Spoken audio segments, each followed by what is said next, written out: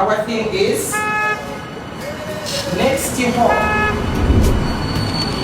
for a parent to a child with special needs.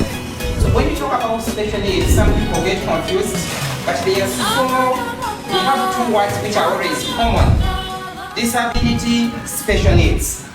If we have to simplify, when you talk about special needs or disability, they have two forms.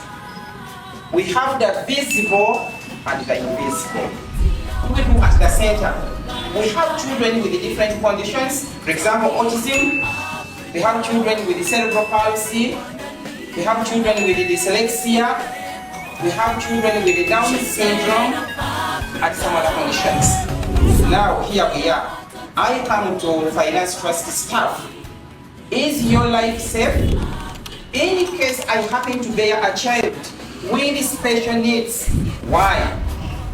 Once a couple happens to get a child with special needs, the moment they get to know that this child has an issue, now they start accusing each other.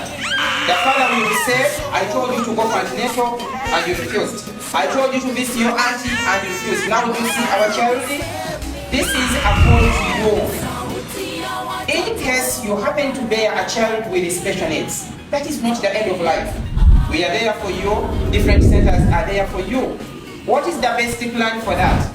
It is early intervention. You need to admit that my child is not ordinary. My child is not like other children I see around. My child is not like my neighbor's child. So you have to admit that your child has issues. Appreciating your child, you need to go for intervention. Don't get stressed. Don't get so much overwhelmed, because that will affect your life. We've seen many people, many single mothers committing suicide, running mad, mainly because of bearing a child with special needs.